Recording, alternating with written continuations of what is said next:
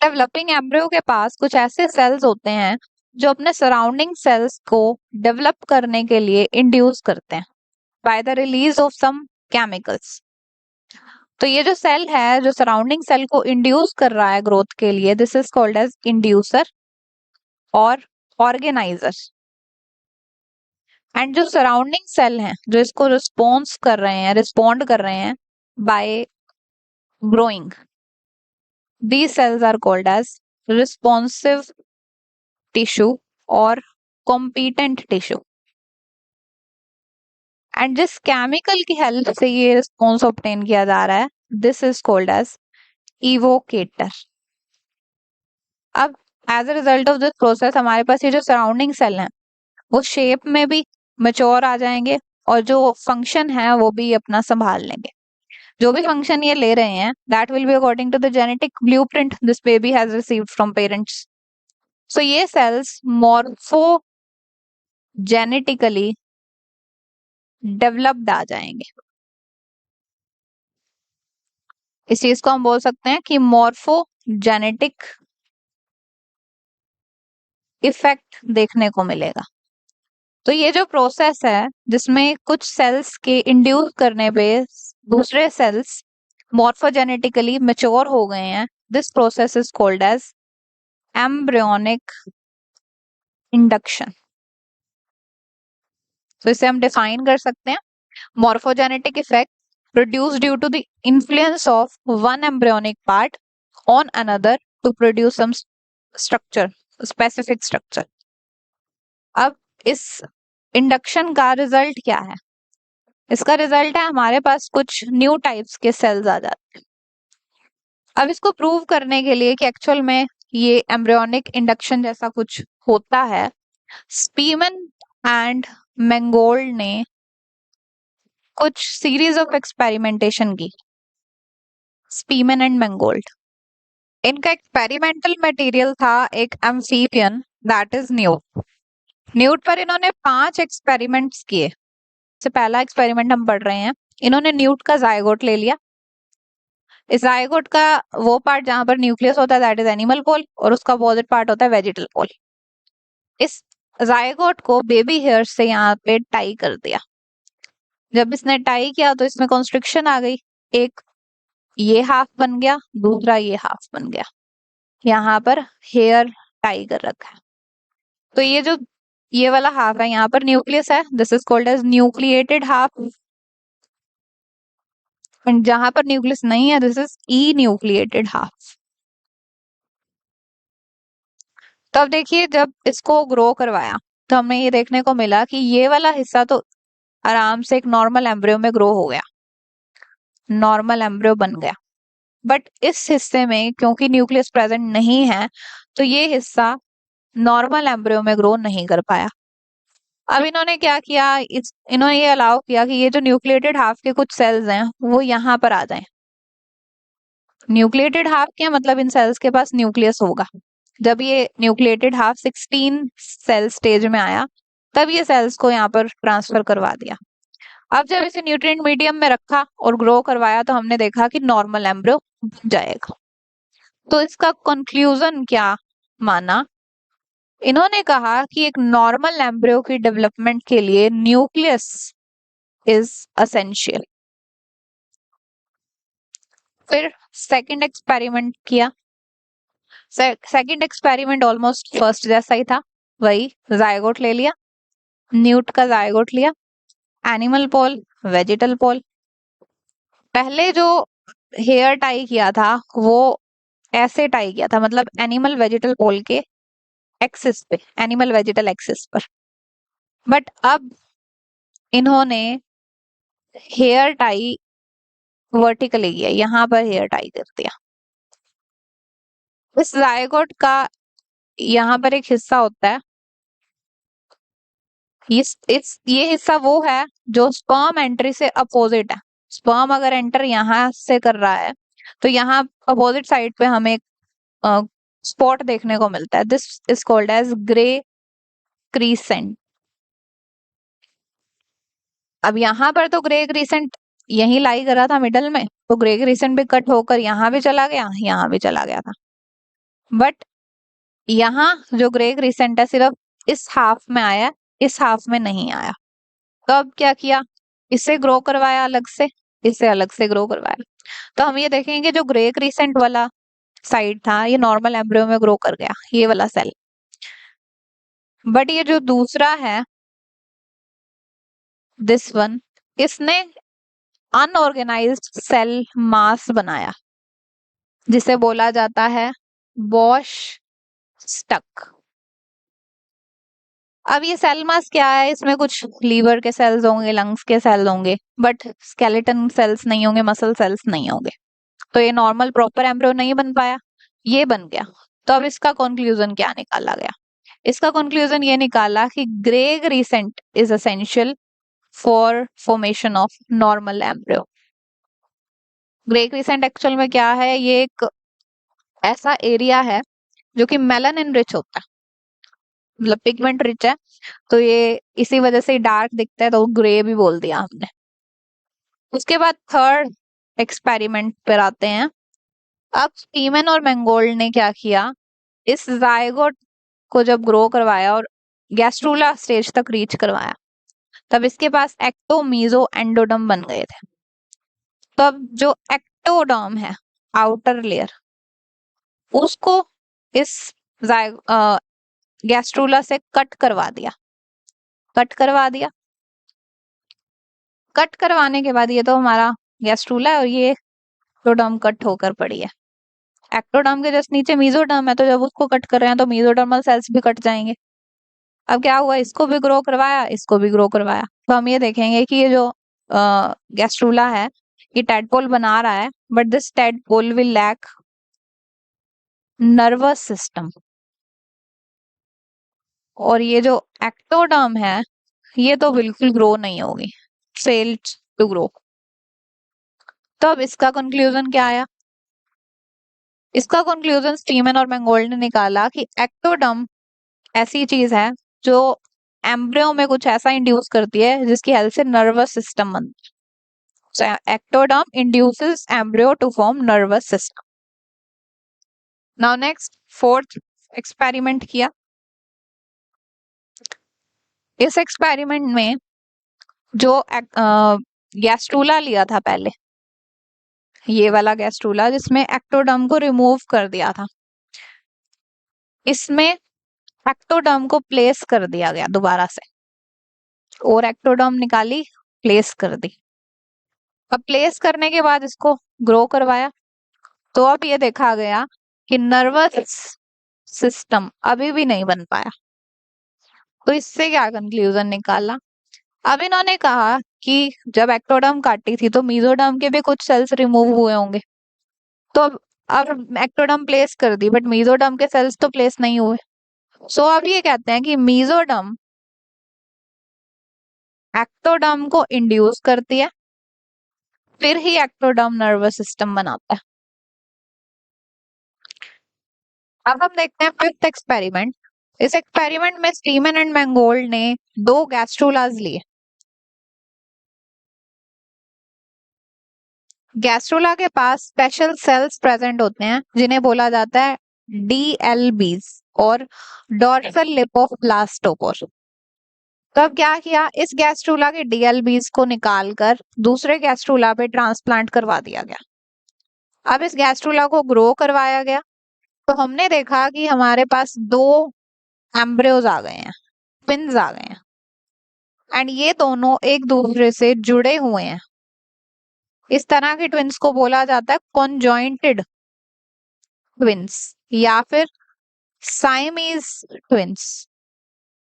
अब कंक्लूजन ये निकाला गया कि जो dorsal lip of blastopore cells होते हैं, इनके पास एबिलिटी होती है सेल्फ डिफरेंशिएशन करने की, अकेले ही ये डिफरेंशिएट होके हर तरह के सेल्स को बना सकते हैं, एंड हर तरह के सेल्स बनाकर ये पूरा का पूरा एम्ब्रियो भी बना सकते हैं।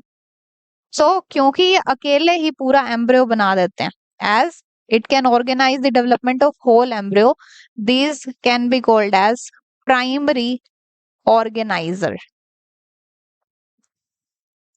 पहले वो सेल्स जो दूसरे सेल्स को इंड्यूस करवाते हैं एंड वो दूसरे सेल्स फर्दर कुछ सेल्स को इंड्यूस करवा के पूरा का पूरा एम्ब्रियो बना देते हैं। अब इस ऑर्गेनाइजर के कुछ कैरेक्टर्स देखते हैं, कैरेक्टर्स ऑफ ऑर्गेनाइजर्स। तो पहला कैरेक्टर देखिए, जो भी ऑर्गेनाइजर्स हैं उनके पास सेल्फ डिफरेंशिएशन की एबिलिटी होती है, मतलब वो अलग टाइप के सेल्स बना सकते होते हैं। दूसरे, सराउंडिंग में वो चेंजेस इंड्यूस करवा सकते हैं। देन ये एक्सिएशन करवा सकते हैं, they can be use for determining axiation, मतलब पोलैरिटी हमें पता लग सकती है इनकी हेल्प से। जैसे मान लीजिए डीएलबी सेल एक साइड पे प्रेजेंट होते हैं तो वो एक पोल हो गया, अपोजिट साइड पे वो एब्सेंट है वो दूसरा पोल हो गया, तो इस हिसाब से हम पोलैरिटी सेट कर सकते हैं। देन जितने भी ऑर्गेनाइजर्स होते हैं वो इंडिपेंडेंटली वर्क करते हैं, एक दूसरे के काम में इंटरफेयर नहीं करते। उसके बाद सीरीज ऑफ ऑर्गेनाइजर्स देखने को मिलते हैं। इसका क्या मतलब है, जैसे मान लीजिए ये कुछ ग्रुप ऑफ सेल हैं, ये दूसरे ग्रुप ऑफ सेल्स को इंड्यूस करते हैं किसी पर्टिकुलर टाइप की डेवलपमेंट में, मतलब कुछ ग्रो करवाने के लिए। तो ये जो सेल्स हैं जो पहला इंडक्शन दे रहे हैं इन्हें बोलते हैं प्राइमरी इंड्यूसर। अब ये जो दूसरे सेल्स हैं ये ग्रो हो गए, अब ये कुछ तीसरे तरह के सेल्स को ग्रो करने के लिए इंड्यूस करेंगे, तो ये जो सेल्स हैं इन्हें कहा जाएगा सेकेंडरी इंड्यूसर। एंड ये जो तीसरे टाइप के सेल्स ग्रो हो रहे हैं ये भी एक टाइम पर कुछ और तरह के सेल्स को इंड्यूस करेंगे, तब इन्हें कहा जाएगा tertiary inducer. Next topic is neural induction. इसमें हमने ये पढ़ना है कि नर्वस सिस्टम किस तरह से बनता है। तो नर्वस सिस्टम बनाने के लिए जो मीजोडर्मल सेल्स होते हैं वो एक्टोडर्म को इंड्यूस करते हैं, फिर एक्टोडर्म नर्वस सिस्टम को बना देती है। तो हम बोल सकते हैं formation of nervous system from ectoderm by coming in contact with mesodermal cells is called as neural induction. इसे स्टडी किया था साइंटिस्ट कर्टिस ने।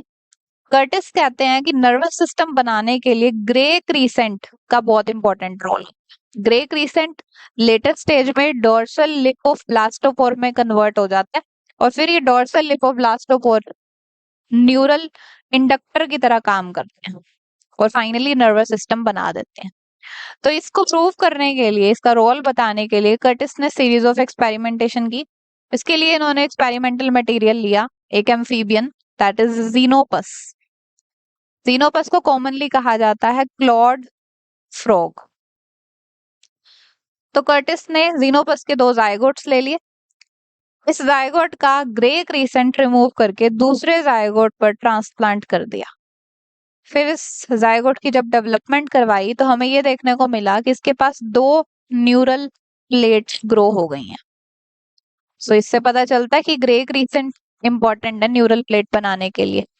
2 ग्रे क्रीसेंट है तो न्यूरल प्लेट भी 2 बन रही हैं। फिर अब इन्होंने एक जायगोट ले लिया, एक जायगोट मतलब 1 सेल स्टेज बोल सकते हैं हम, सिंगल यूनिसेल्युलर होता है और डिप्लॉयड होता है जायगोट। तो इस 1 सेल स्टेज का हमने ग्रे क्रीसेंट एक्साइज करवा लिया, इसे रिमूव कर दिया। विदाउट ग्रे क्रीसेंट जब इसको ग्रो करवाया तो हमने देखा कि गैस्ट्रुलेशन नहीं हो पा रही है, ये ग्रो नहीं हो पा रहा है। फिर अब क्या किया, इस 1 सेल जो जायगोट था जिसके पास ग्रे क्रीसेंट था उसको क्लीवेज करने के लिए अलाउ किया। जब वो 8 सेल स्टेज में पहुंचा, 8 सेल स्टेज में आने के बाद इसका ग्रे क्रीसेंट रिमूव कर दिया।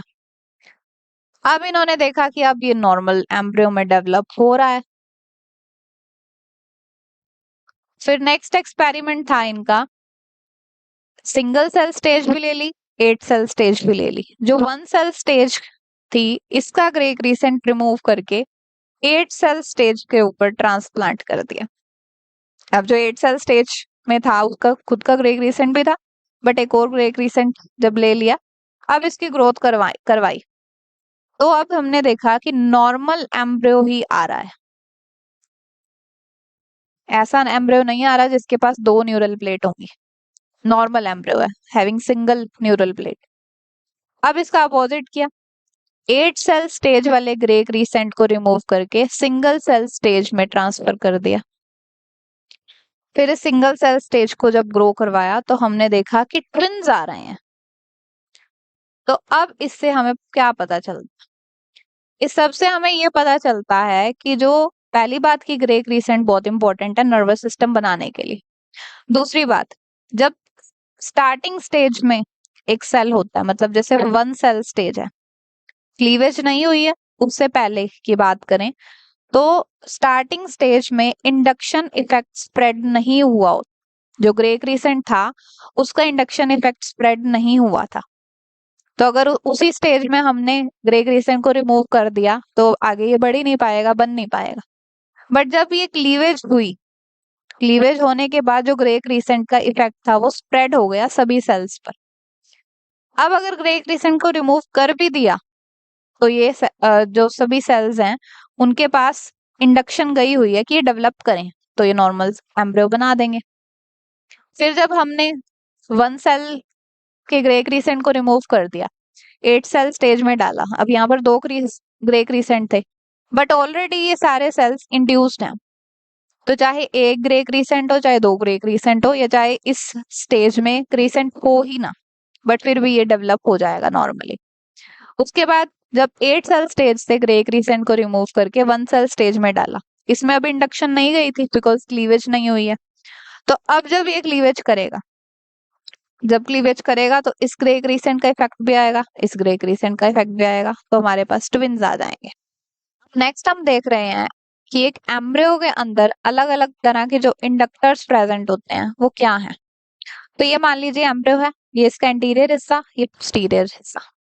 जो इंटीरियर रीजन है यहाँ पर इंडक्टर्स की इंडक्शन से हेड बनेगा, देन ये पार्ट बनाएगा trunk by some another inductors, and यहाँ बनेगी टेल। तो different different inductors different different part form करवा रहे हैं अलग अलग रीजन्स में। This is called as regional specificity of inductors और ऑर्गेनाइजर्स। मतलब कुछ स्पेसिफिक इंडक्टर्स ही हैं जो स्पेसिफिक रीजन्स बनवा सकते हैं। अब इंडक्टर्स की टाइप्स पढ़ते हैं। तो मेनली 3 तरह के इंडक्टर्स होते हैं। One is archencephalic, other is deuterencephalic, and then spinocaudal inductor.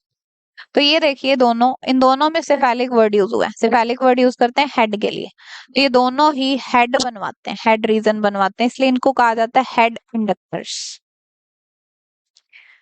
And next आप देख रहे हैं स्पाइनोकोडल इंडक्टर। स्पाइनल कॉर्ड बनाएंगे, कोडल वर्ड यूज करते हैं टेल के लिए। तो ये वो इंडक्टर है जो ट्रंक या spinal cord and tail form करवाते हैं। तो अब देखिए जो हेड इंडक्टर्स थे, that is archencephalic, deuterencephalic. Archencephalic inductor brain formation कराता है, आईज फॉर्मेशन कराते हैं, या फिर नोज फॉर्मेशन कराता है। ड्यूट्रनसेफेलिक इंडक्टर हाइंड ब्रेन फॉर्म कराते हैं, एंड इसके अलावा ईयर ऑसिकल फॉर्म कराते हैं। एज अ होल पूरा हेड बनवा देते हैं। So they are called as, collectively they are called as head inductors. फिर स्पाइनोकोडल इंडक्टर पे आ जाइए। ट्रंक रीजन के जितने भी ऑर्गन्स हैं वो सभी इन इंडक्टर्स की इंडक्शन की हेल्प से ही बनते हैं। नेक्स्ट हम पढ़ रहे हैं different types of embryonic induction. Mainly 2 तरह की एम्ब्रियोनिक इंडक्शन होती है। अगर मान लीजिए कि एम्ब्रियो का एक सेल अपने आप से ही कुछ ऐसे केमिकल्स रिलीज कर रहा है जो ये इसी सेल को ही ग्रो करने के लिए काम कर रहे हैं। सेम सेल सेक्रीशन प्रोड्यूस कर रहा है और फिर इसी सेल की ही ग्रोथ हो रही है। तो इस तरह के इंडक्शन को तो बोलेंगे एंडोजीनस इंडक्शन। और अगर ऐसा हो रहा है कि एक सेल किसी दूसरे सेल के केमिकल सेक्रीशंस पर डिपेंडेंट है, इन केमिकल सेक्रीशंस की हेल्प से ये इंड्यूस होता है और फिर ये ग्रो करना स्टार्ट करता है, तो इस तरह के इंडक्शन को बोलेंगे एक्सोजीनस इंडक्शन। अब ये जो एंडोजीनस इंडक्शन है ये देखने को मिलती है हमें इन cells of dorsal lip of blastopore. ये अपने आप से ही खुद को ग्रो करवाने के लिए इंड्यूस कर सकते हैं। तो इसलिए हम इनको ये भी बोल सकते हैं कि ये सेल्फ डिफरेंशिएटिंग है। डिफरेंशिएटिंग, खुद से डिफरेंशिएट हो रहे हैं। उसके बाद एक्सोजीनस देखिए, इसको फर्दर दो टाइप में हम डिवाइड करते हैं। अगर ये सेल किसी की इंडक्शन लेने पर सेम तरह के सेल बना रही है, जैसा ये खुद है वैसा सेल बना रहा है, तब इस तरह के इंडक्शन को हम बोलेंगे होमोटिपिक एक्सोजिनस इंडक्शन। और अगर ये सेल इसकी इंडक्शन से कुछ अलग तरह के सेल्स बनवा रही है, तो इस तरह के इंडक्शन को हम बोलेंगे हेट्रोटिपिक एक्सोजिनस इंडक्शन। नेक्स्ट हम देख रहे हैं chemical and genetic basis of neural induction. पहले देखते हैं केमिकल बेसिस, ऐसा कौन सा बायोकेमिकल है जो न्यूरल इंडक्शन करवाता है। तो स्टडीज से ये पाया गया कि जो प्रोटीन है दैट इज द बायोकेमिकल जो कि न्यूरल इंडक्शन करवाता है। इसके अलावा कुछ और भी केमिकल्स हैं, जैसे कि आयोडीन, ये न्यूरल इंडक्शन करवा सकता है। या फिर पीएच एक्सट्रीम्स में चले जाइए, पीएच में जो जब चेंजेस लाएंगे तो उसके इफेक्ट से भी न्यूरल इंडक्शन हो सकती है। कुछ एसिड्स की हेल्प से भी न्यूरल इंडक्शन करवा सकते हैं, या फिर एडिनोसिन मोनोफॉस्फेट की हेल्प से न्यूरल इंडक्शन करवा सकते हैं। उसके बाद आ जाइए जेनेटिक बेसिस पर, तो डीएनए से बनता है एमआरएनए, एमआरएनए से फिर बनता है प्रोटीन। तो केमिकल बेसिस से हम ये तो जान चुके हैं कि प्रोटीन एक इंडक्टर की तरह काम कर सकता है। तो प्रोटीन जिस प्रोसेस से बनता है दैट इज ट्रांसलेशन, एंड इससे बनने से पहले भी एमआरएनए बनेगा। इस प्रोसेस को बोलते हैं ट्रांसक्रिप्शन। तो अगर हमने प्रोटीन में कुछ चेंजेस लाने हैं, मतलब अगर हमने इंडक्शन करवानी है, तो ये प्रोटीन या तो इसे एक्टिवेट कराएंगे या फिर सप्रेस करवाएंगे किसी पर्टिकुलर टाइप के प्रोटीन को, जो कि फिर फर्दर इंडक्शन करवा सकता है। तो अगर इसे हमने एक्टिवेट करवाना है तो हम दो लेवल्स पर चेंज कोज करवा सकते हैं, जिसके बाद ये प्रोटीन एक्टिवेट हो जाएगा। तो वो लेवल है एक तो ट्रांसक्रिप्शन लेवल, या फिर ट्रांसक्रिप्शन का late phase that is post transcription level, मतलब ट्रांसलेशन की जस्ट स्टार्टिंग टाइम। क्योंकि अगर ट्रांसलेशन हाफ हो चुकी है तो ऑलमोस्ट हम बोलेंगे कि हो ही चुकी है, फिर वो प्रोटीन अपने आप को एक्सप्रेस कर देगा। बट बिल्कुल अर्ली स्टेज ऑफ ट्रांसलेशन ले या फिर लेटर स्टेज ऑफ ट्रांसक्रिप्शन ले, that is post transcriptional stage, यहाँ पर भी हम प्रोटीन की फॉर्मेशन को कंट्रोल कर सकते हैं। तो ये दो लेवल हैं, transcriptional level and post transcriptional level, जिस पर चेंजेस करके हम एक प्रोटीन को एक्टिवेट कर सकते हैं या फिर उसको सप्रेस कर सकते हैं। अगर मान लीजिए एक्टिवेट करेंगे तो वो न्यूरल इंडक्शन करेगा, और अगर उसे सप्रेस करेंगे तो वो न्यूरल इंडक्शन को नहीं कर पाएगा। उसके बाद हम देखते हैं कुछ इंडक्टर्स अलग अलग कोऑर्डिनेट्स में। सबसे पहले हम देखेंगे मैमल्स में। मैमल्स में जो अर्ली ब्लास्टोडिस्क होती है, इट एक्ट एज इंडक्टर। इसके अलावा एम्फीबियंस में देखें तो हम पढ़ चुके हैं डोर्सल लिप ऑफ ब्लास्टोपोर, ये इंडक्टर है। फिर आ जाइए बर्ड्स पे, बर्ड्स की प्रिमिटिव स्ट्रीक का एंटीरियर हिस्सा act as inductor. Then reptiles में आर्केंट्रोन, आर्केंट्रोन एक कैविटी होती है, ये इंडक्टर की तरह काम करती है। बोनी फिशेस में देखें तो उनमें भी ब्लास्टोडिस्क इंडक्टर की तरह काम करती है। ब्लास्टोडिस्क डिस्क का पोस्टीरियर एज इंडक्टर होता है। देन लास्ट टॉपिक पे आ जाते हैं हम, डिफरेंट टाइप ऑफ ऑर्गेनाइजर्स। तो देखिए, एक एम्ब्रियो के पास अर्ली स्टेज में कुछ सेल्स आ जाते हैं, जैसे मान लीजिए ये कुछ सेल्स हैं। ये सेल्स सेल्फ डिफरेंशिएटिंग सेल्स होते हैं, मतलब अपने आप से ग्रो हो जाएंगे, मैच्योर हो जाएंगे। फिर ये सेल्स कुछ दूसरे सेल्स को भी कहेंगे कि तुम भी अब ग्रो हो जाओ, डिफरेंशिएट हो जाओ। फिर ये जो सेकंड सेल्स थे ये फर्दर कुछ और सेल्स को कहेंगे कि वो ग्रो करें। देन ये येलो वाले सेल्स फर्दर कुछ सेल्स को कहेंगे ग्रो करने के लिए। तो इसी तरह से ये साइक्लिक इवेंट चलता रहेगा। तो जो फर्स्ट टाइप के सेल्स हैं जो कि सेकंड टाइप के सेल्स को इंड्यूस करवा रहे हैं, these are called as primary organizer. Then जो सेकंड टाइप के सेल हैं जो थर्ड टाइप के सेल्स को बनवाने के लिए, ग्रो करवाने के लिए कह रहे हैं, these are called as secondary organizer. फिर इन्हें बोलेंगे tertiary organizer and then quaternary. तो इसी तरह से डिफरेंट टाइप के ऑर्गेनाइजर्स आ जाएंगे। So the series of organizers obtained after the induction of early differentiating cells are called as secondary, tertiary, quaternary organizers। इसके एग्जाम्पल देखिए, आई डेवलपमेंट को पढ़ते हैं हम। आई डेवलपमेंट की इंडक्शन आती है सबसे पहले कोडा मीजोडर्मल सेल से। जो मीजोडर्म होती है उसके कुछ सेल्स नोटोकॉड बनवाने के लिए हेल्प करते हैं। उन सेल्स को बोलते हैं कोडा मीजोडर्मल सेल्स। ये कोडा मीजोडर्मल सेल्स अपने इंडक्शन देते हैं फोर ब्रेन को एंड ऑप्टिक एरिया को। ऑप्टिक एरिया फर्दर इंड्यूस करता है लेंस को, लेंस फॉर्मेशन के लिए। देन लेंस कॉर्निया फॉर्मेशन करवाते हैं। तो अब ये जो सीरीज ऑफ इवेंट चल रहा है इसमें कोडा mesodermal cells act as primary organizer, optic area act as secondary, then lens act as tertiary. उसके बाद जो कॉर्निया, अगर ये भी किसी को इंड्यूस करता है तो हम बोल देंगे कि कॉर्निया क्वाटर्नरी ऑर्गेनाइजर है।